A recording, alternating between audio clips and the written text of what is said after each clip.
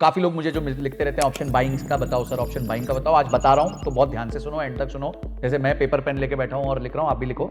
सेबी की एक रिपोर्ट कहती है कि 93% ट्रेडर्स ओवर 3 इयर्स लॉस करते हैं, यानी 7% प्रॉफिट करते हैं। उसमें से भी वो कहती है कि 1% ऐसे ट्रेडर है जो उस रूल्स को अगर हम फॉलो करते हैं प्रॉपर तरीके से, तो हम कम से कम अपनी जो विनिंग प्रोबेबिलिटी है 33% से खींच करके ऊपर 65-68% तक ला सकते हैं। आपको जो स्कैम करके टेलीग्राम पे मैसेज लिखते हैं कि भाई 50,000 रुपए डाल दो, 5,000 रुपए दिन का कमा लो, तो वो तो चांस ही नहीं है, क्योंकि सर आप भी कह रहे हो कि प्रोबेबिलिटी को 68% से ऊपर तो बढ़ाया ही नहीं जा सकता। तो आप ये कह रहे हैं कि बस इसको लाइन को पकड़ लो, अगर टप्पा खा रहा है हाँ, तो ट्रेंड पॉजिटिव है, और टप्पा नहीं खा रहा है और नीचे जा रहा है तो ट्रेंड नेगेटिव है। नेगेटिव। तो यानी कि तो ये तो अच्छा एक एंट्री पॉइंट डिफाइन हो सकता है। बिल्कुल, कि मुझे कौन सा कॉल ऑप्शन स्ट्राइक लेना है। स्ट्राइक लेना चाहिए, एट द मनी लेना चाहिए, आउट ऑफ मनी लेना चाहिए, इन द मनी लेना चाहिए, तो वो हम आगे डिटेल में आपको समझाएंगे। तो पॉजिटिव डेटा है तो इसका मतलब हमें ट्रेड लेना है, क्या लेना है, कॉल ऑप्शन। कॉल ऑप्शन लेना है, हाँ। ओवरऑल डेटा पॉजिटिव है, बिल्कुल। अब सेकंड क्वेश्चन आता है कहां पे कब लेना है, हाँ। तो ये जो वॉल्यूम वेटेड एवरेज प्राइस है, इसे आप ध्यान रखें।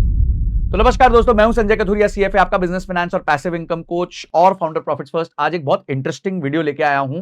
साइड बाय साइड मेरे साथ बैठे हैं मिस्टर नितिन मुरारका, जो एसएमसी के हेड हैं और बहुत अच्छे से ये ऑप्शंस ट्रेड करते हैं। आपने इनको बहुत जगह देखा होगा। आज मैं इनको स्पेशली आप सबके लिए पकड़ के लाया हूं, बिकॉज मेरे साथ सर बहुत सारे क्वेश्चंस लोगों ने मुझसे पूछे, मुझसे ऑप्शन ट्रेडिंग के बारे में, क्योंकि मैं खुद भी थोड़ा बहुत ऑप्शन ट्रेडिंग करता हूं, पर मैं ऑप्शन सेलिंग करता हूं और सब लोग के पास ऑप्शन सेलिंग के लिए कैपिटल नहीं होता। तो काफी मेरे जो व्यूअर्स हैं उन्होंने बहुत सारे ऑप्शंस बाइंग को लेके और इंट्राडे ट्रेडिंग को लेके क्वेश्चंस पूछे। अब मैं उसमें सशक्त नहीं हूं क्योंकि मैं खुद नहीं करता, पर आपका उसमें बहुत जबरदस्त एक्सपीरियंस है, तो मैं सोचा आपके साथ आज उस पर चर्चा करता हूं। सर, आज का ऑब्जेक्टिव बड़ा सिंपल है। सेबी की एक रिपोर्ट कहती है कि 93% ट्रेडर्स ओवर 3 इयर्स लॉस करते हैं, यानी 7% प्रॉफिट करते हैं। उसमें से भी वो कहती है कि 1% ऐसे ट्रेडर हैं जो 1 लाख रुपए या उससे ज्यादा कमाते हैं, और जो लोग कमा रहे हैं वो ज्यादातर या तो हेज फंड्स हैं या फिर एल्गोरिथमिक ट्रेडर्स हैं, या और ब्रोकर्स और गवर्नमेंट तो जम के कमा रही है। तो सर, आज जो मेरे व्यूअर्स हैं जो चाहते हैं कि वो अपने प्रोबेबिलिटी इंक्रीज करें, क्योंकि शायद वो हो सकता है वो 93% पे हैं जो आज लॉस कर रहे हैं। अगर आप हो तो जरा कमेंट सेक्शन में जरूर लिख देना।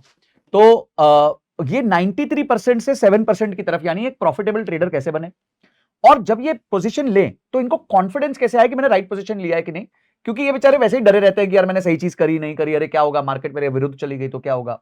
तो आज इस पे चर्चा करते हैं कि आपका क्या वो पैटर्न रहता है, आपका क्या वो फ्रेमवर्क रहता है जिसे आप फॉलो करते हैं। तो इसी के साथ सर आपसे शुरुआत करते हैं। Thank you Sanjay ji. सबसे पहले तो आपने मुझे अपने चैनल पे इनवाइट किया, इसके लिए बहुत बहुत धन्यवाद। और जैसे ऑप्शंस में सेबी की जो रिपोर्ट बोलती है कि 93% लोग ऑप्शंस में लॉस करते हैं जी, तो उसके पीछे के ऑप्शन का मेन जो कंस्ट्रक्शन है, ऑप्शन की विनिंग प्रोबेबिलिटी जब आप बायर होते हैं तो आपकी 33% की ही होती है। ओके।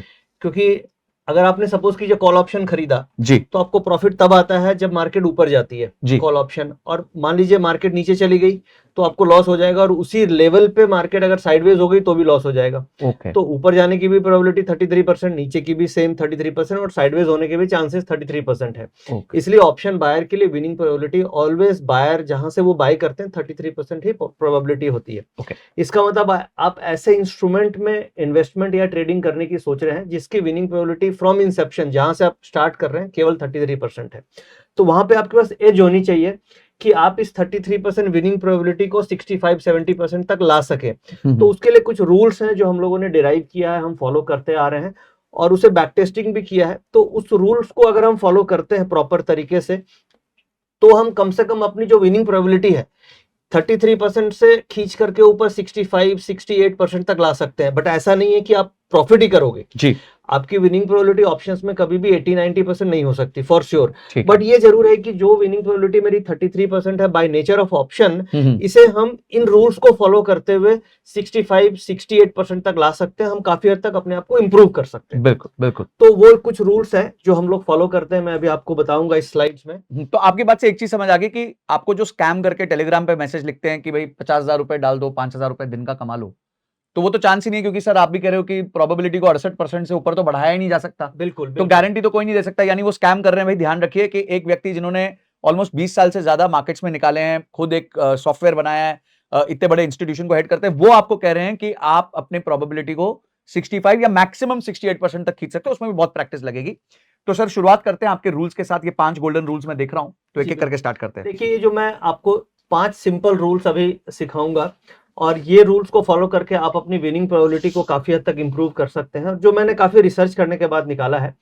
अभी हम एक एक रूल पे डिटेल में भी डिस्कस करेंगे। सबसे पहले एक हाईलाइट लेते हैं। रूल नंबर 1 ये है कि अगर हम इंट्राडे ट्रेडिंग कर रहे हैं, हमारा ऑब्जेक्टिव है कि इंट्राडे में ऑप्शंस में ट्रेड करना है जी, और हम बात कर रहे हैं इंडेक्स या निफ्टी हो या बैंक निफ्टी हो या जो भी इंडेक्स है उसके ऊपर काम कर रहे हैं, तो हमें ट्रेडिंग जो करनी चाहिए वो 11:30 AM के बाद करनी चाहिए। अच्छा, यानी मार्केट 9:15 बजे खुल जाती है जी, 9:15 बजे खुलने से लेके 11:30 बजे तक ये एक डेटा ऑब्जर्वेशन पीरियड होना चाहिए कि इस पीरियड में हमें ये समझना होता है कि मार्केट में किस तरीके से ट्रेंड बन रहा है, क्या जो ओपनिंग हुई है वो ट्रेंड सस्टेन कर रहा है कि नहीं। ऐसा तो नहीं कि गैप अप ओपनिंग हुई या ओपनिंग हुई और वहां से मार्केट फिजल आउट हो गई। तो ओपनिंग सस्टेन हो रही है कि नहीं, और जो ऑप्शंस का डेटा बन रहा है, जो ओपन इंटरेस्ट बन रहा है, क्या वो किस तरीके से इवॉल्व हो रहा है, ये सब सारी चीजों को हम स्टडी करते हैं 9:15 से 11:30 के बीच में।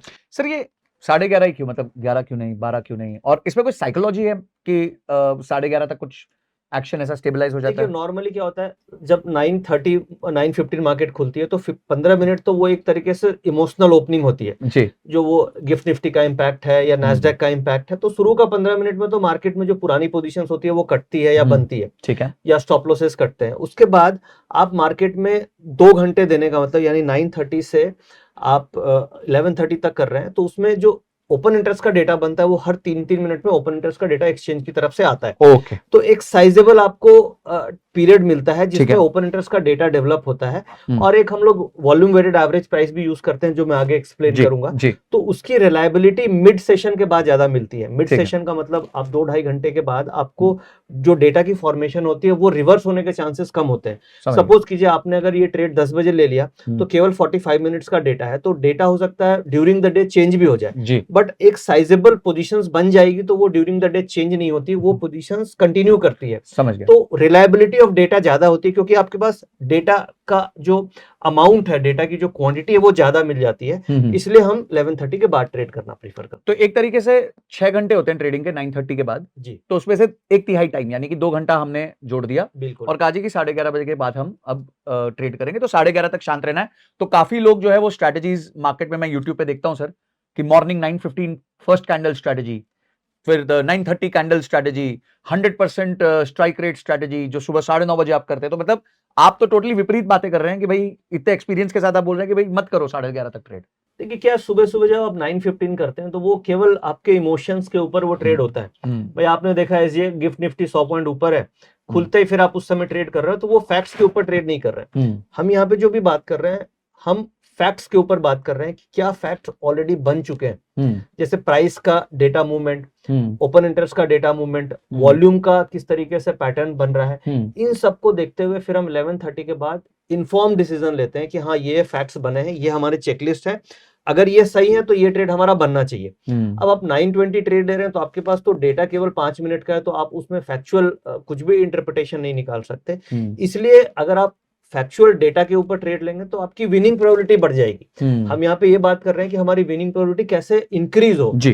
तो फैक्चुअल डेटा पे जब भी आप काम करेंगे तो आपका फियर फैक्टर भी नहीं कम होगा, क्योंकि देखिए ट्रेडिंग में जनरली जो हमारे इमोशंस होते हैं, जो हमारी साइकोलॉजी होती है, वो सबसे ज्यादा प्रॉब्लम क्रिएट करती है जी। तो जब आप एक साइजेबल डेटा को देख के समझ के ट्रेड करेंगे तो आपको रिस्क कंट्रोल करना भी आ जाएगा। Done. आपको पता है कि नहीं ये डेटा बना है, तो आप थोड़ा सा भी M2M से घबराएंगे नहीं। अदरवाइज सुबह सुबह आपने लिया, तुरंत M2M आ गया तो आप घबरा के भी निकल जाएंगे, बल्कि आपका ट्रेड सही है। इसलिए मेरे हिसाब से एक साइजेबल टाइम तक वेट करना चाहिए। Done. सर सेकंड पॉइंट देखिए सेकंड पॉइंट,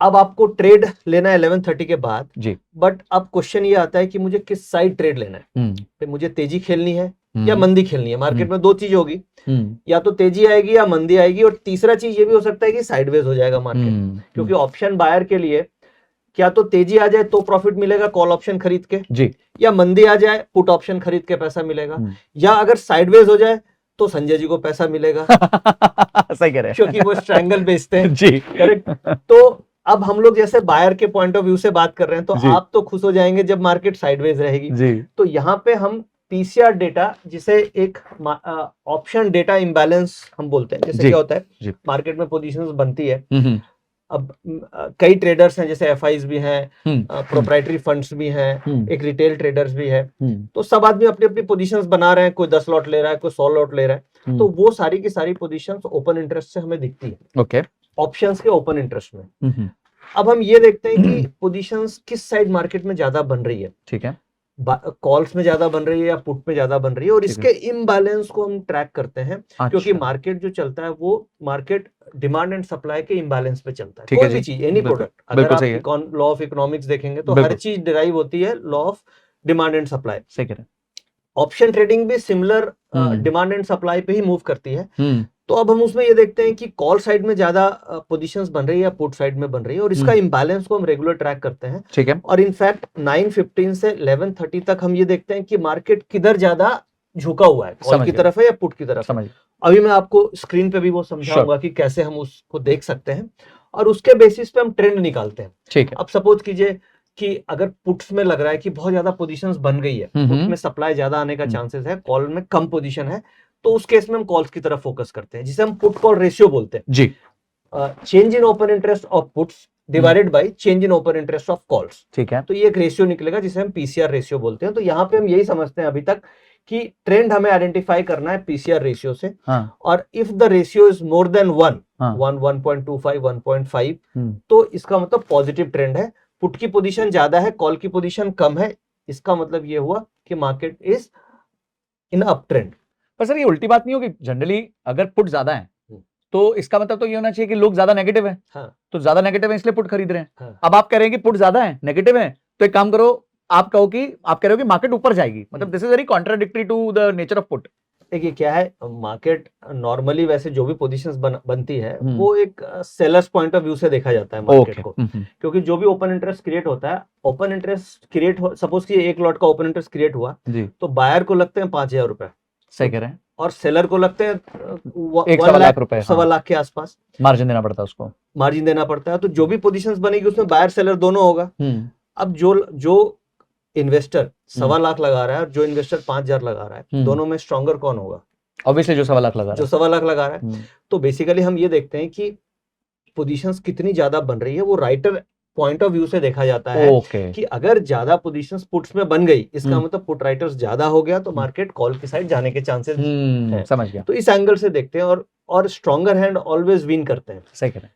और स्ट्रॉन्गर हैंड ने बहुत कैपिटल, अब एक दिन में सपोज कीजिए कि 70-80 लाख शेयर के ओपन इंटरेस्ट पुट्स में बन गए। अब 70-80 लाख शेयर अगर एज अ बायर आप देखेंगे तो 100 करोड़ में हो जाएगा, बट एज अ सेलर देखेंगे तो आपको 1,000 करोड़ में भी नहीं होगा। सही कह रहे हैं। तो जो जिसने 1,000 करोड़ लगाया है वो उसके विनिंग प्रोबेबिलिटी ज्यादा है कि वो मार्केट को लीड कर जाएगा। समझ गया। इसलिए पीसीआर देखना बड़ा इंपॉर्टेंट है कि जो स्ट्रॉन्गर हैंड्स है उसकी पोजीशंस कैसे बन रही है, उसके इम्बैलेंस को हम देख करके काम करते हैं। डन। सो गाइस, ये ना मास्टर क्लास चल रही है ऑप्शंस के ऊपर, और काफी लोग मुझे जो लिखते रहते हैं ऑप्शन बाइंग्स का बताओ सर, ऑप्शन बाइंग का बताओ। आज बता रहा हूं तो बहुत ध्यान से सुनो, एंड तक सुनो। जैसे मैं पेपर पेन लेके बैठा हूं और लिख रहा हूं, आप भी लिखो।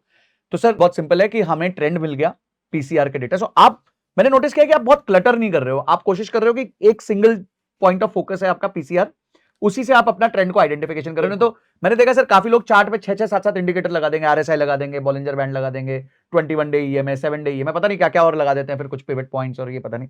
तो आप एक ही डेटा पे डिपेंड कर रहे हो, तो इज इट इनफ? देखिए पीसीआर क्या है, ये लीडिंग इंडिकेटर है। आप इसके साथ साथ आप simple chart patterns, candlestick use कर सकते हैं, मगर और इंडिकेटर्स यूज करने की जरूरत नहीं है, क्योंकि नॉर्मली जो प्राइस इंडिकेटर्स होते हैं, जैसे आप मूविंग एवरेज ले लीजिए या आरएसआई ले लीजिए, वो प्राइस के मूव होने के बाद बनते हैं। So वो लैगिंग है। बट ये जो पीसीआर का डेटा है, ओपन इंटरेस्ट का डेटा है, ये मनी फ्लो यानी कि प्राइस के मूव होने के पहले ये डेटा बन जाएगा, पोजीशंस बनने के बाद ही प्राइस मूव करेंगे। तो ये लीडिंग इंडिकेटर है। तो ऐसा नहीं है कि 20 सालों में मैंने इसे तुरंत ऐसे इवॉल्व कर लिया। हम भी अर्लियर सारे लैगिंग इंडिकेटर ही फॉलो करते थे, मूविंग एवरेजेस, जो एक नॉर्मल स्टार्टअप में एक ट्रेडर यूज करता है। बट जैसे जैसे समझ में आया, मुझे लगा कि नहीं, हमें लीडिंग इंडिकेटर की तरफ मूव करना चाहिए। और पीसीआर अपने आप में लीडिंग इंडिकेटर है, क्योंकि पोजीशंस पहले बनती है, मूवमेंट बाद में आती है। Got it. और इसके बाद फिर हमारा थर्ड रूल आता है कि अगर मान लीजिए डायरेक्शन ये है कि ऊपर जाएगी और हमने कॉल लेना है, तो कॉल किस लेवल पे लेना है। ठीक है, कॉल लेना है तेजी खेलनी है तो किस लेवल पे कॉल लेना है ये इंपॉर्टेंट है। और एंट्री अगर आपकी ऑप्शन में सही हो गई तो जिस लेवल से आप एंट्री कर रहे हो वहीं से आपका प्रॉफिट आना चालू हो जाता है। ठीक है, तो उसके लिए हम लोग यूज करते हैं वॉल्यूम वेटेड एवरेज प्राइस। ये सर थोड़ा समझाइए। अब देखिए वॉल्यूम वेटेड एवरेज प्राइस का मतलब हो गया वी वैप। V stands for volume. ठीक है, ठीक है। अब ये जो वॉल्यूम है इसको एक एफआईस भी वॉल्यूम कर रहे हैं जी, एक रिटेल ट्रेडर भी वॉल्यूम कर रहे हैं, एक म्यूचुअल फंड भी वॉल्यूम कर रहा है, एक प्रोप्राइटरी फंड्स भी वॉल्यूम कर रहे हैं। जो भी खिलाड़ी चार ही खिलाड़ी होते हैं हमारे एनएससी में जो खेल रहे हैं। एफआईस होंगे, म्यूचुअल फंड्स होंगे, रिटेल प्लेयर्स होंगे और प्रोप्राइटरी फंड्स होंगे। ठीक है जी। अब इनके जो भी वॉल्यूम्स हो रहे हैं उनकी एवरेज हम निकालते हैं volume weighted average price. Average price तो आप सिंपल निकाल सकते हैं जिसे मूविंग एवरेज बोलते हैं, बिल्कुल सही कह रहे हैं। ठीक है। बट इसमें जो वेटेड लगा दिया और वॉल्यूम लगा दिया, यानी कि जिसने ज्यादा बड़ा वॉल्यूम किया उसका वेट ज्यादा है, जिसने कम वॉल्यूम किया उसका वेट कम है। मतलब ज्यादा पैसे वाले की ज्यादा इज्जत है। अब जैसे मान लीजिए मैं एक रिटेल ट्रेडर हूं, मैं 2 लॉट में काम कर रहा हूं जी, और एक एफआईज है जो कम से कम 200 लॉट में ट्रेड कर रहा है, तो इज्जत उसे देनी पड़ेगी। तो इसलिए हम वॉल्यूम वेटेड एवरेज प्राइस में जो कैलकुलेशन होती है वो वेटेज ज्यादा उस प्राइस को दी जाती है जिसमें ज्यादा वॉल्यूम हुए। ठीक है। तो इसका मतलब क्या हुआ, अगर आप वॉल्यूम वेटेड एवरेज प्राइस को देखते हैं तो आपको ये समझ में आता है कि मार्केट पार्टिसिपेंट्स की एवरेज बाइंग प्राइस क्या चल रही है। अगर आप सिंपल मूविंग एवरेज देखेंगे तो आपको वेटेड नहीं मिलेगा, यानी आपको मूविंग एवरेज क्या करता है कि छोटे ट्रेड और बड़े ट्रेड को एक समान मानता है, इक्वल वेटेड देता है, एक समान मानता है। बट वॉल्यूम वेटेड क्या करता है कि बड़े वाले को ज्यादा वेट और छोटे वाले को कम वेट देता है। बिल्कुल बिल्कुल। तो ये वॉल्यूम वेटेड एवरेज प्राइस आपको किसी भी टेक्निकल सॉफ्टवेयर में मिल जाएगा। ठीक है जी। और इसे हम ये मान के चलते हैं कि ये मार्केट का एक ऐसा लेवल है जो अगर बाइंग है तो इस लेवल से मार्केट बार बार रिएक्ट करेगी पॉजिटिव साइड में, क्योंकि ये एक ऐसा प्राइस है जिसके ऊपर मैक्सिमम बाइंग हुई है, एवरेज प्राइस है। और अगर ड्यूरिंग द डे प्राइस इस प्राइस से नीचे चल रहा है कंटिन्यूअस, तो इसका मतलब है मार्केट में आज के दिन में ट्रेंड नेगेटिव साइड। समझ गया। यानी मार्केट, अब हम डेटा 11:30 के तक क्यों देखते हैं, हम ये देखते हैं कि मार्केट खुलने के बाद जैसे 9:15 बजे खुली तो वॉल्यूम चालू हो गया होना, तो क्या जो प्राइस है वो वीवैप के ऊपर 2 घंटे ट्रेड किया या वीवैप के नीचे 2 घंटे ट्रेड किया। अगर वीवैप के ऊपर ही ट्रेड कर रहा है इसका मतलब बायर अपनी एवरेज प्राइस से नीचे नहीं जाने दे रहा है।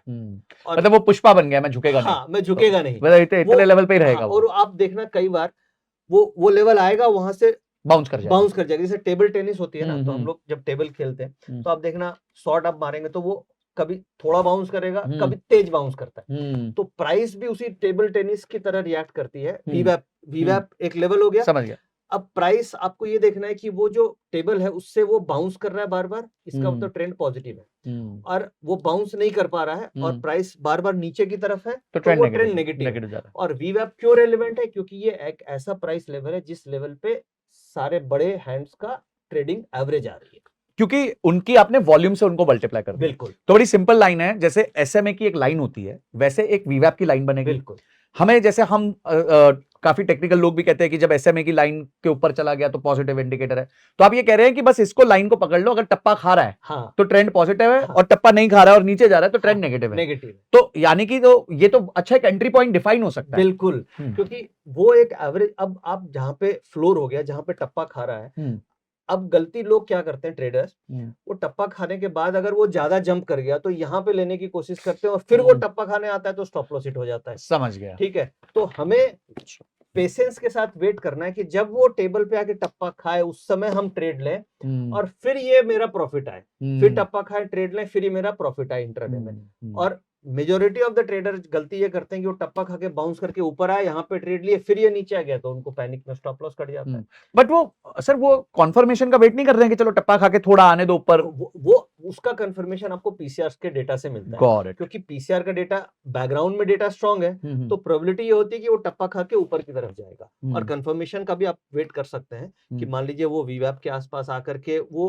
आपको दिख जाएगा प्राइस में कि वो नीचे जा पा रहा है या धीरे धीरे ऊपर की तरफ आ रहा है। वो आप जब रेगुलर प्राइस देखेंगे तो आपको आइडिया लग जाएगा कि ये, और आपके बैक ऑफ द माइंड में है कि पीसीआर का डेटा पॉजिटिव है, तो वहां पे आप एंट्री करने का सोचते हैं। ठीक है। अब यहाँ पे क्वेश्चन ये आता है कि मुझे कौन सा कॉल ऑप्शन स्ट्राइक लेना चाहिए, एट द मनी लेना चाहिए, आउट ऑफ मनी लेना चाहिए, इन द मनी लेना चाहिए, तो वो हम आगे डिटेल में आपको समझाएंगे। बट ये तो हमें समझ में आ गया कि एंट्री हमें कहाँ पे लेना है, टेबल, आप टेबल को ध्यान रखिए, हम्म, सिंपल टेबल टेनिस का जैसे गेम होता है, टप्पा जहाँ पे खा रहा है वहीं पे एंट्री करनी है, वो आपका वीवैप लेवल है। बहुत बढ़िया। आई थिंक सर मैंने आज तक इतना प्यारा एक्सप्लेनेशन नहीं समझा कि कॉन्फिडेंस बढ़ रहा है, क्योंकि चार ही चीजें मुझे लगता है एक ट्रेड में बहुत जरूरी है। एक एंट्री है, एक एग्जिट है यानी कि टारगेट है, एक स्टॉप लॉस है, और उसके बाद एक कौन से स्ट्राइक की एंट्री है। बिल्कुल, आई थिंक ये चार मेजर चीजें हैं जो एक Major चीजें। सक्सेसफुल बायर के ट्रेड को डिफाइन करती हैं। बिल्कुल। ऑब्वियसली मैं बायर नहीं हूं तो मैं बहुत ज्यादा इसको यूज ही नहीं करता, बट आज मुझे खुद को बहुत इंटरेस्ट आ रहा है। हो सकता है कहीं मैं भी थोड़ा सा कैपिटल स्टार्ट कर दूं एलोकेट करना। बाइंग, ये आप मान के चलो कि बाइंग रिस्की है, बिल्कुल सही है। और बाइंग ऑफ ऑप्शंस में 90% ऑप्शन ट्रेडर लॉस करते हैं, ये फैक्ट है जी।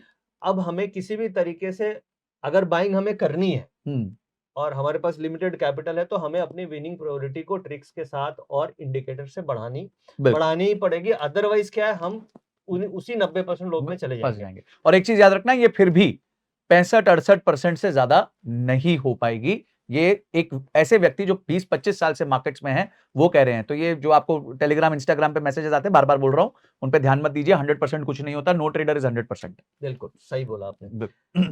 अब देखिए, अब क्या है कि एंट्री हमें समझ में आ गई, फिर हमें टारगेट कैसे लेना है और स्टॉप लॉस कैसे लेना है, ये 2 पॉइंट पे मैं आगे डिटेल में डिस्कस करता हूँ। परफेक्ट। तो ये 5 रूल है जो आपको ध्यान में रखना है। इसमें से 3 रूल आपके लिए सबसे इंपॉर्टेंट हो गए, फिर आपके टारगेट और स्टॉप लॉस पे हम बात कर लेते हैं। डन है। तो जैसे अभी हम लोगों ने 5 रूल के बारे में समझा। रूल नंबर 1 ये था कि 9:15 से 11:30 तक हमें नो एंट्री डेटा को ऑब्जर्व करना है जी। नाउ सेकंड था कि पीसीआर डेटा देखना है, हाँ जी। वो डेटा का इंबैलेंस देखना है। तो क्या डेटा ऑब्जर्व करना है, मैं उसके बारे में बात कर लेता हूँ। ठीक है। कि जो 9:15 से 11:30 तक आप कौन सा डेटा देखेंगे। ठीक है। तो ये मेरे सामने ऑप्शन चेन का डेटा है। ऑप्शन चेन का डेटा में आपको जो भी पोजीशंस क्रिएट होती है कॉल्स एंड पुट में, वो डेटा हमें दिखता है। अब यहाँ हमें ध्यान रखना है चेंज इन ओपन इंटरेस्ट पे। ये कॉलम आप देख पा रहे होंगे, एक तो स्ट्राइक है, ये एलटीपी दिख रही है, और ये सीओआई दिख रही है, चेंज इन ओपन इंटरेस्ट। ठीक है। और ये change in open interest call side का हो गया, करेक्ट, और इस साइड ये पुट साइड का हो गया। ठीक। This is change in open interest. ठीक है। वाई चेंज इन ओपन, दो, एक होता है ओपन इंटरेस्ट और एक होता है change in open interest. Open interest जो होता है उसमें इंक्लूडेड होती है कल की भी पोजीशंस, परसों की भी पोजीशंस, तो यानी जो पोजीशंस चली आ रही है क्यूमुलेटिव पोजीशन है, that is called open interest. ठीक है। और चेंज इन ओपन इंटरेस्ट होता है जो केवल आज एक्शन हुए हैं, नई इन्वेंट्री आज जो भी हुई है जी। तो जब हम इंट्राडे ट्रेड कर रहे हैं तो हमारा फोकस मेनली होता है कि आज क्या हुआ है, क्योंकि जो कल वाली पोजीशन होती है उसमें हेजिंग की भी पोजीशन होती है, आर्बिट्राज की भी पोजीशन होती है, मिक्स होती है पोजीशन। बट इंट्राडे में जो भी आज पोजीशंस बन रही है, चेंज इन ओपन इंटरेस्ट हो रहा है, उसमें 90% ऑफ द पोजीशंस होती है जो आज ट्रेडिंग हो रही है बायर या सेलर्स के बीच में। तो चेंज इन ओपन इंटरेस्ट ये डेटा आपको एनएससी की वेबसाइट में भी मिल जाता है, और भी सोर्सेस में बताऊंगा कहां से मिलता है। ठीक है। तो हमें देखना है चेंज इन ओपन इंटरेस्ट। अब कौन से स्ट्राइक्स का देखना है, तो मार्केट जैसे खुलती है 9:08 में, प्री ओपनिंग सेशन होता है, और एक्चुअल ओपनिंग सेशन 9:15 से होता है, राइट। तो आप देखेंगे 9:08 में स्पॉट लेवल एक लॉक हो जाता है। जो भी स्पॉट लेवल हुआ मार्केट का लॉक हो गया, तो उसे हम फ्लोर मान लेते हैं, टेबल टेनिस का टेबल मान लिया। जैसे आज के दिन में मार्केट का ये लेवल क्लोज हुआ था 9:08 पे 24,400 के आसपास। ठीक है, डन है। तो 24,400 मेरा फ्लोर बन गया। अब हमें ये देखना है कि 24,400 से ऊपर की स्ट्राइक, यानी 24,450, 500 और 550, 3 स्ट्राइक ऊपर कॉल्स की, और ऐसे 3 स्ट्राइक नीचे पुट्स की। ठीक है। ठीक है, टोटल 7 स्ट्राइक हो गई। ठीक है। इन 7 स्ट्राइक का डेटा आपको देखना है। ठीक है जी। क्या देखना है, इनका चेंज इन ओपन इंटरेस्ट किस तरीके से इवॉल्व हो रहा है। ठीक है। अब 24,400 की कॉल ऑप्शन में आज के दिन में चेंज इन ओपन इंटरेस्ट कितना, 1,88,000, करेक्ट। और सिमिलर अगर मैं पुट साइड देखता हूं तो put side change in open interest कितना है, 46,35,525। वाओ। इसका मतलब अगर आप देखेंगे तो पोजीशंस किधर ज्यादा बन रही है, यहाँ पे मतलब मोटा-मोटी 25 गुना ज्यादा पोजीशंस बन रही है पुट पे। तो और इतनी बड़ी पोजीशंस, बायर को तो कितना है, बायर अगर 75 का लॉट साइज है 70 रुपया लगाएगा, हाँ। और सेलर के लिए कितनी कैपिटल लगेगी, करोड़ों रुपया लगेगी, करोड़ों रुपए के कैपिटल। तो ये जो लेवल है, हाँ। ये एक तरीके से सपोर्ट की तरह काम करेगा। 24,400 स्ट्रॉन्ग सपोर्ट लेवल बन जाता है मार्केट के लिए। और अगर आप डेटा, यहाँ पे मैं डेटा इंबैलेंस आपसे पूछूं तो इंबैलेंस में क्या आएगा, वजन किधर ज्यादा है, पुट पे ज्यादा है, और कॉल में वजन कम है, हाँ। तो जिसमें वजन ज्यादा होता है वो चीज बढ़ती है, जिसमें वजन कम होगा वो ऊपर जाएगी। ये बहुत नॉर्मली सुंदर। Theory, simple theory. तो ये ऊपर जाएगा। अब तराजू है, हाँ अब एक तरफ आप रख देंगे 100 किलो हाँ और एक तरफ आप 10 किलो, तो 100 किलो वाला तो नीचे ही जाएगा। हाँ, और ये ऊपर भाग जाएगा। ये ऊपर भाग जाएगा क्योंकि ऑलरेडी इसमें इतना वेट है पुट में, राइट तो वो नीचे जाएगा तो अपने आप कॉल ऊपर चली जाएगी। राइट। सिमिलर थ्योरी यहाँ पे काम करेगी कि अगर मैं 24,400 की कॉल ऑप्शन में, कॉल साइड मुझे दिख रहा है वजन है 1,88,000 का और पुट साइड में 46 लाख का वजन है, तो ये इतनी भारी है कि और नीचे जाएगी, तो इसके प्रेशर से कॉल ऊपर चली जाएगी। समझ गया। तो इस केस में मार्केट के ऊपर जाने की प्रोबेबिलिटी ज्यादा है। करेक्ट। ठीक है, तो हमें किस पे बेट करना चाहिए? कॉल साइड पे। हमें कॉल साइड पे फोकस क्या करना बात है, चाहिए। क्या सिंपल कर दिया सर। बिल्कुल। मतलब एक छोटा सा नंबर देख के हाँ, और ये वजन तराजू देख के हाँ। हम ये डिसाइड कर सकते हैं कि आज का करना डायरेक्शन क्या क्या है है। हाँ ठीक है। अब ये तो मैंने आपको एक स्ट्राइक बताया, ठीक इसी है। तरीके से और अपने पास जो ऊपर 3 स्ट्राइक कॉल है और 3 स्ट्राइक पुट नीचे है, इन सबका कंबाइंड ओआई भी हमें देखना चाहिए। अब देखिए इनका कंबाइंड ओआई कितना आ रहा है? 88,85,400। सम कर दिया मैंने, जी मैं समझ गया। सबको सम कर दिया। हाँ। तो 88 लाख आ रहा है और यहाँ 1,81,32,000 आ रहा है। तो ये करीब करीब डबल से भी ज्यादा का डबल फर्क से, होगा। बिल्कुल सही कह रहे हैं। ठीक है, अब यहाँ पे मैं सपोज करो पीसीआर रेशियो निकालू। रेट होता है पी का मतलब पुट की पोजीशन, जी सी का मतलब कॉल की पोजीशन और आर का मतलब रेशियो। राइट।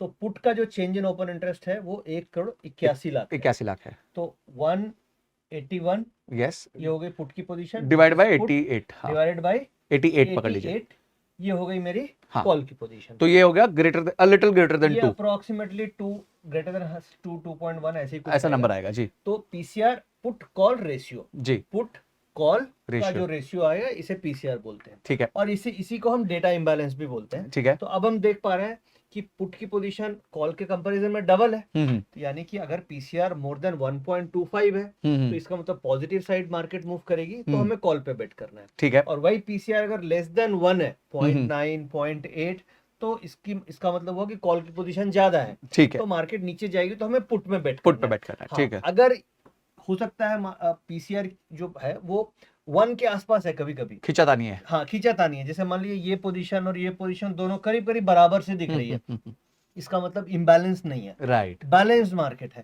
तो उस केस में किसको प्रॉफिट मिलेगा? संजय जी को मिलेगा। बस मैं खाऊंगा प्रॉफिट। क्योंकि वो टाइम वैल्यू डिके होगी। जी कॉल एंड पुट दोनों जी। बैलेंस। झगड़ उनके बेसिकली इनके झगड़े में मैं बंदर जो है अपना डीके लेके चला जाऊंगा। तो एक ऑप्शन ट्रेडर को हमेशा जब साइडवेज मार्केट हो तो ट्रेडिंग अवॉइड करनी चाहिए, क्योंकि टाइम वैल्यू डिके का रिस्क होता है और वो पूरे दिन में टाइम वैल्यू डिके हो जाती है। तो बेसिकली बायर को जीतने का चांस 1/3 है और सेलर को 2/3 है, बिकॉज दो केस में वो जीत पा रहा है। बस अब इंप्रूवमेंट करते जाओ ये सब डेटा को नोटिस करके। इससे क्या आपकी टाइमिंग थोड़ी बेटर हो जाती है कि आप राइट टाइम पे लेते हैं। डन। तो जैसे अब हम लोगों ने 2 रूल डिस्कस किया, एक तो 11 साढ़े 11 के बाद ट्रेड लेना है और दूसरा ट्रेंड देखना है में ट्रेड लेना है। ट्रेंड हमें समझ में आ गया। पीसीआर सो एक बेसिक छोटे से नंबर से हमारे को ट्रेंड आइडेंटिफिकेशन हो गया। राइट। अब इसके बाद अब हमें ये देखना है कि किस लेवल पे एंट्री करनी है। जो हम लोगों ने वीवैप के बारे में बात की थी कि रूल नंबर 3 क्या है, तो अब हम उस पे चलते हैं कि हमें एंट्री किस लेवल पे ट्रेड करना है। बिल्कुल। तो गाइस बहुत सिंपल सर ने हमें बताया और इसको ध्यान रखिए। आप ऑप्शन बायर अगर हैं, कम कैपिटल के साथ ट्रेड करते हैं, तो आपको थोड़ी ज्यादा मेहनत करनी पड़ेगी ये देखने के लिए कि आपका जो छक्का लगे ना वो एकदम लग जाए। क्योंकि जो ऑप्शन बायर होता है ना वो हमेशा चाहता है कि जिस डायरेक्शन में उसने ऑप्शन लिया, समझे कॉल लिया है, तो वो चाहेगा कि फटक से मार्केट उस डायरेक्शन में मूव हो ताकि उसका डीके ना लगे, क्योंकि टाइम जो है ना वो ऑप्शन बायर का दुश्मन होता है। तो जैसे जैसे समय निकलता जाता है, चाहे प्राइस ऊपर नीचे कुछ भी ना हुआ हो, मतलब फ्लैट भी रह गया हो, तो ऑप्शन बायर के लिए प्रॉब्लम होती है। तो अब सर बता रहे हैं कि हमने ट्रेंड देख लिया, पीसीआर समझ लिया, अब एंट्री कब ले। ये सब इस ट्रेंड पॉजिटिव है, इसका मतलब ये नहीं कि कभी भी उठा के कॉल ले लो। अब आपको देखना है एंट्री कब लेनी है। जी सर। तो देखिए जैसे हम लोगों ने रूल नंबर 3 में डिस्कस किया था, एक चीज होती है वीवैप। ठीक है। वीवैप। अब V stands for volume, W stands for weighted और A स्टैंड फॉर एवरेज और P स्टैंड फॉर प्राइस। यानी वॉल्यूम, जो भी वॉल्यूम मार्केट में हो रहे हैं, चाहे एफआईज के हैं, चाहे डीआईज के हैं, चाहे म्यूचुअल फंड्स के हैं, सारे वॉल्यूम को ये अकाउंट फॉर करता है इन टर्म्स ऑफ वेटेज। यानी कि सपोज कीजिए इस प्राइस पे 10,000 निफ्टी का वॉल्यूम हुआ, 10K निफ्टी का, और इस प्राइस पे से 1000 निफ्टी का वॉल्यूम हुआ 1K। ठीक है। तो जो वेटेज मिलेगा वो इस प्राइस को ज्यादा मिलेगा, इस प्राइस को कम मिलेगा।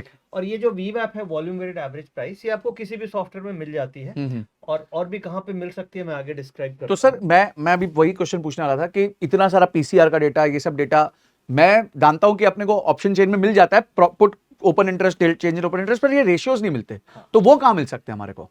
देखिए, एक तो तरीका है कि आप एनएससी की वेबसाइट में जाकर के वहाँ पे ऑप्शन चेन का डेटा देख सकते हैं, बट वहाँ पे क्या होता है, सारे ऑप्शंस आते हैं, जी, तो एनालाइज करना डिफिकल्ट होता है। तो ठीक हम है। लोगों ने एक सॉफ्टवेयर बनाया है एसएमसी ऑटो ट्रेडर के नाम से। ओके, उसके अंदर ये सारा डेटा आपको मिलता है, ठीक है। जिसमें निफ्टी, बैंक निफ्टी या जितने भी इंडेक्स है उनका डेटा मिल जाता है, और उसमें आपको वीवैप भी मिलता है, पीसीआर रेशियो भी मिलता है। इनफैक्ट आप स्टॉक्स में ट्रेड कर रहे हैं तो स्टॉक्स का भी डेटा मिलता है ओ, कि ओआई कंसंट्रेशन कहाँ पे है, किस तरीके से ओआई चेंज हो रहा है, ठीक है। किस तरीके से ऑप्शंस में पोजीशंस चेंज हो रही है, हम्म। वॉल्यूम वेटेड एवरेज प्राइस कहाँ पे ट्रेड हो रहा है। हम्म। तो ये सब डेटा आप एसएमसी ऑटो ट्रेडर में देख सकते हैं। तो एसएमसी ऑटो ट्रेडर का लिंक हम डिस्क्रिप्शन में दे देंगे, और अभी आप स्क्रीन पे उसका क्यूआर कोड भी देख रहे हैं, अगर आप सब्सक्राइब करना चाहते हैं कर लीजिए।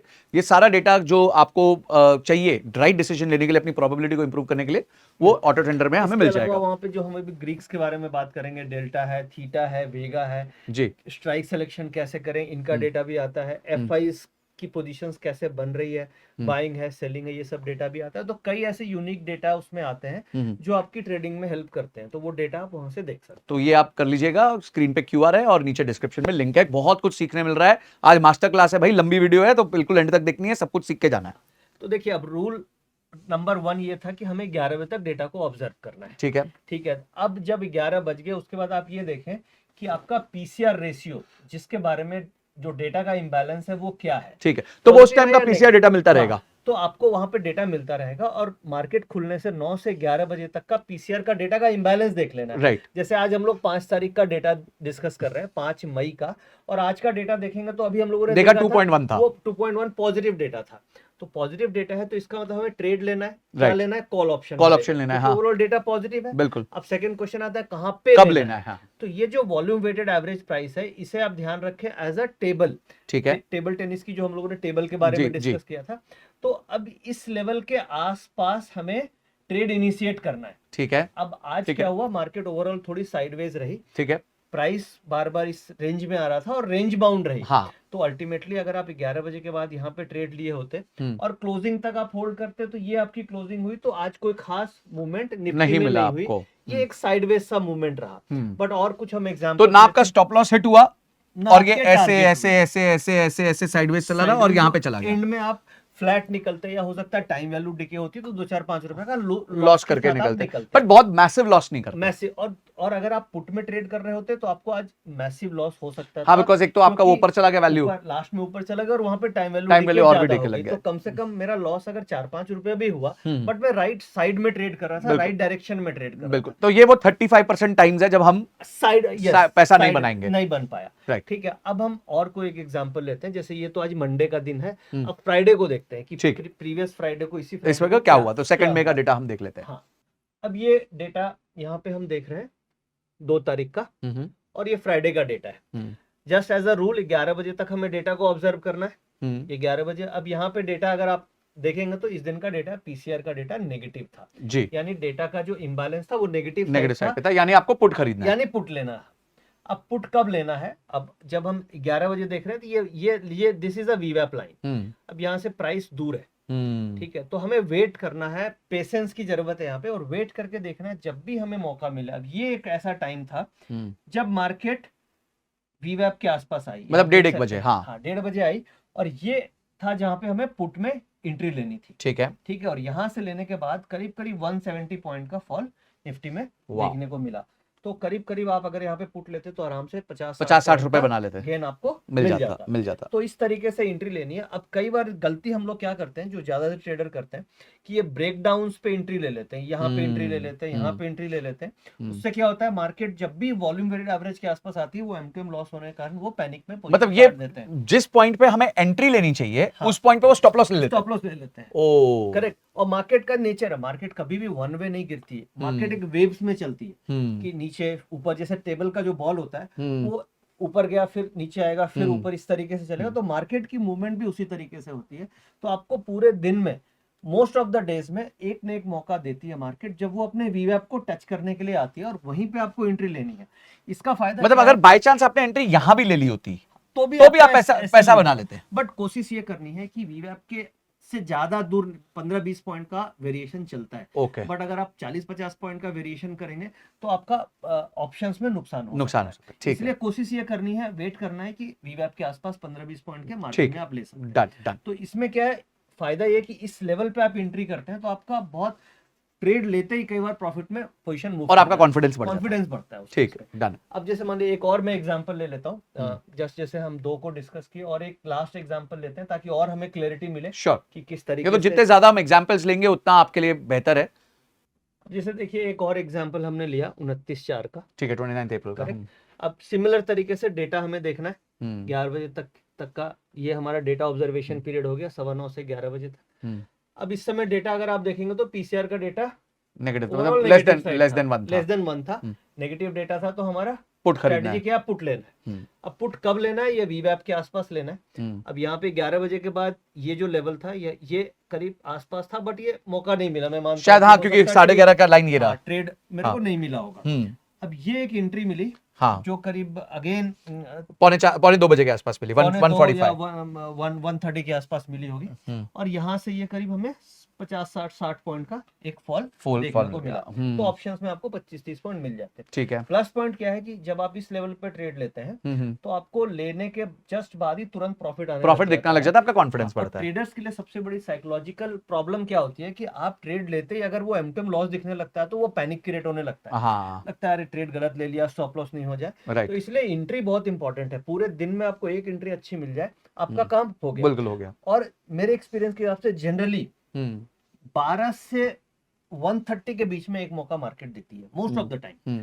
12:30 1:30, क्योंकि इस समय क्या होता है, यूरोपियन मार्केट्स खुलती है तो उस समय एक मार्केट में मूवमेंट मिलती है। और समझ उसी गया। उस पीरियड में, यानी कि बेस्ट सुटेबल टाइम अगर मेरे से पूछे तो 12 से लेके 2 बजे के बीच में आपको ये बेस्ट टाइम होता है जहां पे आपको मार्केट एक बार एंट्री देने के जरूर लिए देती आता है, है। डन तो ये this is the most valuable time for initiating a trade in a market. बिल्कुल सही। तो तो ये- किसी का लंच टाइम होता है तो लंच टाइम के आसपास आप ट्रेडिंग यहाँ पे कर सकते हैं। तो ये क्लियर हो गया कि हमें जी। एंट्री कैसे लेनी है। जी, तो अब हमारा 3 रूल क्लियर हो गए हाँ। कि 11:30 के बाद 11 के बाद लेना है, पीसीआर दूसरा पीसीआर का डेटा हो गया और तीसरा एंट्री VWAP कब के लेनी है? आसपास लेनी है। हाँ, अब चौथा पॉइंट आता है कि मुझे स्ट्राइक कौन सी लेनी चाहिए हम्म, और स्टॉप लॉस क्या लेना चाहिए और टारगेट क्या लेना बस ये 3 चाहिए। मिनट उसके अब बाद क्वेश्चन आपका सारा काम स्ट्रैटेजी बन गई मेरी। हाँ।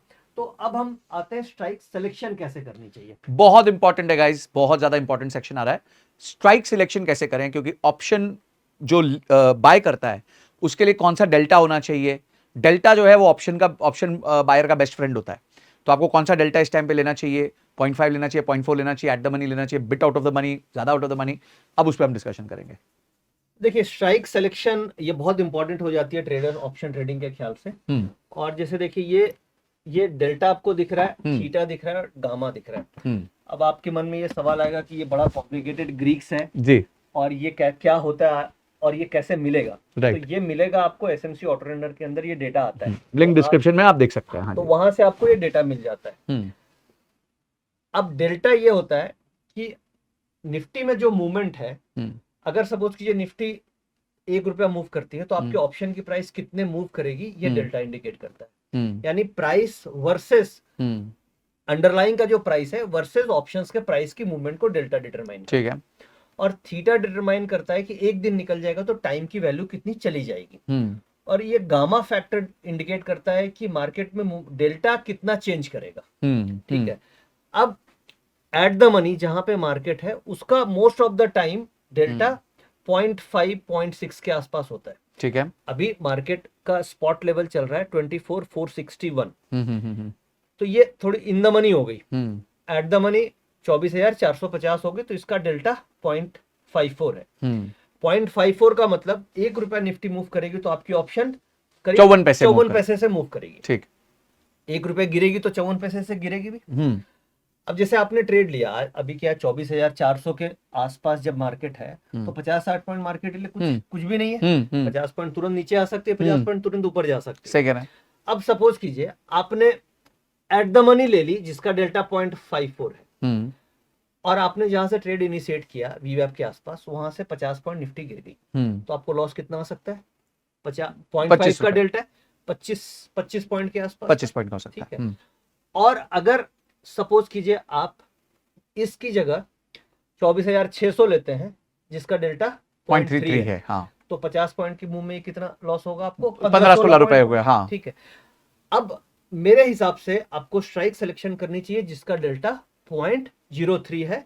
अगर आप नए ट्रेडर हैं, अगर आप बहुत पुराने ट्रेडर हैं, आप रेगुलर प्रॉफिट बना रहे हैं, आपके पास अच्छे टूल्स हैं, इन दैट केस आप इन डेल्टा में जा सकते हैं जो 0.6 है, 0.54 है, क्योंकि आप वोलेटिलिटी को झेल सकते हैं।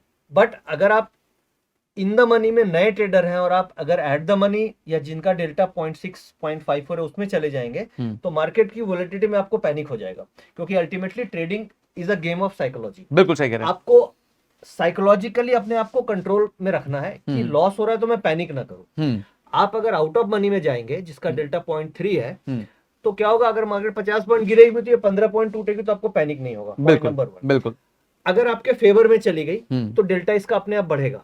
डेल्टा क्या होता है, मान लीजिए मार्केट यहां से बढ़ के 24,550 आ तो ये 0.33 की जगह 0.45 हो जाएगा, 0.45 हो जाएगा, तो आपको डबल फायदा होगा। डबल फायदा होगा। हाँ। गिरने में आपको नुकसान देगी 15 रुपए का, हाँ, बढ़ने में आपको प्रॉफिट देगी 25 रुपए का। हाँ, करेक्ट, ठीक है। तो और दूसरी बात, इसका थीटा डीके भी कम होगा इंट्राडे में। ओवरनाइट हो सकता है, इंट्राडे में इसका थीटा डीके स्लो होगा। ठीक है, करेक्ट, ठीक है। ओवरनाइट में इसका ज्यादा होगा क्योंकि आउट ऑफ मनी है, Out बट of, हाँ, इंट्राडे में कम होगा। कम होगा।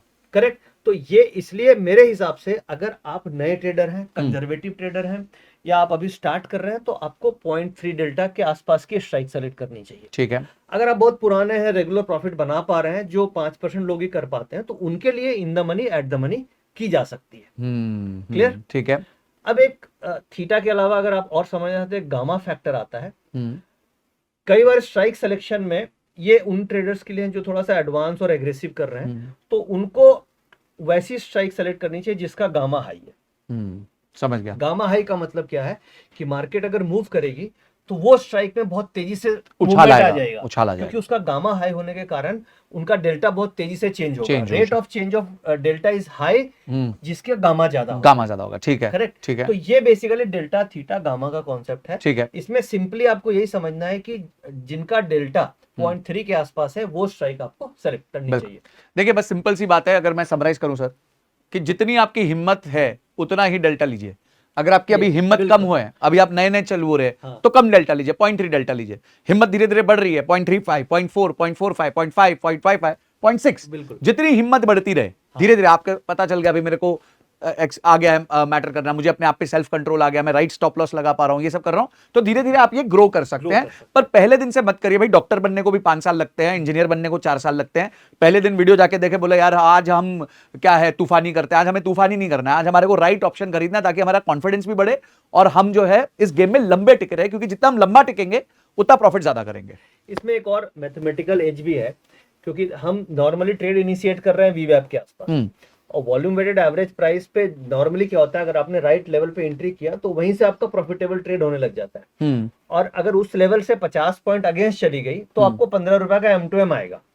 तो आप क्या होता है, उस समय जब अगेंस्ट जाने लगती है वीवैप से, तो आपको समझ में आ जाता है कि ट्रेड गलत हो गया, तो आप अगर आपने आउट ऑफ मनी लिया है तो आप 6-7-8 पॉइंट के लॉस में भाग सकते हैं। भाई स्टॉप लॉस लेने की वजह आप जल्दी निकल सकते हैं, बट अगर आपने गलती से एट द मनी या इन द मनी ले लिया तो ज्यादा मूवमेंट हो जाएगी, उसमें इतना लॉस हो चुका होगा कि आप स्टॉप लॉस तक वेट कर लेंगे। समझ गया। तो आउट ऑफ मनी को मैनेज करना रिस्क पॉइंट ऑफ व्यू से बेहतर होता है। पर इंट्राडे की बात हो रही है, हम लोग ओवरनाइट कैरिंग की बात नहीं कर रहे, इंट्राडे की, प्योर इंट्राडे की बात कर रहे हैं। तो परफेक्ट है सर। हाँ ना, अब आता है कि आपको स्ट्राइक समझ में आ गई कौन सी लेनी है, नाउ टारगेट क्या रखना है, हाँ, और स्टॉप लॉस क्या रखना है। मोस्ट इंपॉर्टेंट चीज है भाई, मोस्ट इंपॉर्टेंट। अभिमन्यु के चक्रव्यूह में घुस तो गए, समझ आ गया राइट टाइम पे, चलो घुस भी गए, सारे एंट्री, अब बाहर कब निकले, ठीक है, कि ज्यादा पिटाई हो रही है तब बाहर निकले, थोड़ी बेनिफिट ले लिया, 2-4 को मार दिया तब बाहर निकले। ये बाहर निकलना जो सीख गया ना, वो असली खिलाड़ी है, क्योंकि प्रॉफिट बुक्स पे नहीं, जेब में चाहिए, ठीक है ना। तो आप लोग कमेंट सेक्शन में पहले बताओ कि आज तक आप जो स्ट्रेटजीज यूज करते हो उसमें आप बाहर टाइम पे निकल पाते हो कि नहीं निकल पाते हो, ये जरा कमेंट में जरूर बताना। जी सर। देखिए, इसकी भी कैलकुलेशन आपकी डेल्टा में ही छुपी हुई है जी। जो भी स्ट्राइक आपने ली, मैं मान के चल रहा हूं कि आप 0.03 स्ट्राइक लेके चल रहे हैं, करेक्ट।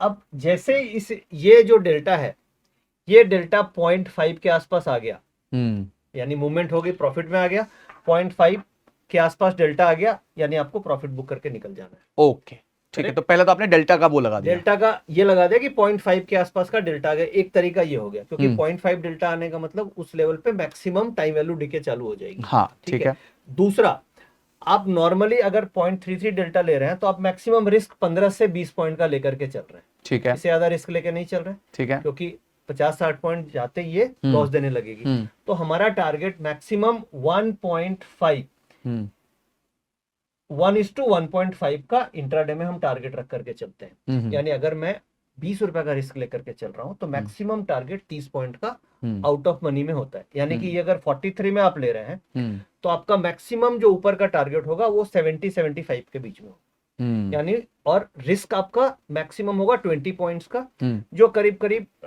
यहां से अगर आप देखेंगे तो 22-23 रुपए के आसपास का स्टॉप लॉस बनता है। ठीक है, तो इस तरीके से हम आउट ऑफ मनी में, यानी कि आप ऐसे समझें कि जिस लेवल पे आप ट्रेड इनिशिएट कर रहे हैं वहां से 50 पॉइंट अगर रिवर्स चली जाए, 50 पॉइंट मल्टीप्लाइड बाय डेल्टा, वो आपका स्टॉप लॉस हो जाएगा।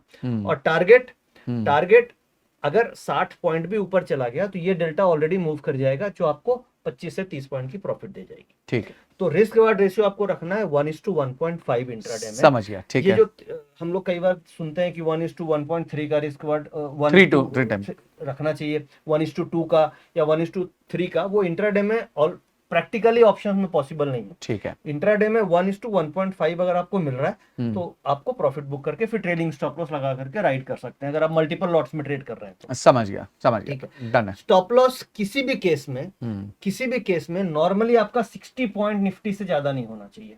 अच्छा, 60 पॉइंट निफ्टी से ज्यादा नहीं होना चाहिए। अगर आप वीवेब पे एंट्री कर रहे हैं तो ओके, जैसे कि अगर आप वीवेब से दूर एंट्री कर रहे हैं तो फिर आप गलत है, आपने एंट्री गलत ले लिया, आपका स्टॉप लॉस बड़ा हो जाएगा। राइट, बट आपने अगर वीवेब पे एंट्री किया और अगर आपके अगेंस्ट 60 पॉइंट चली गई, हाँ, इसका मतलब है कि वो ट्रेड रिवर्स हो गया, आपको स्टॉप लॉस काटना पड़ेगा। अब अगर 60 पॉइंट आपने एट द मनी खरीदा तो 30 रुपए का डाउन होगा, तो आपका 30 रुपए का डाउन होगा, करेक्ट।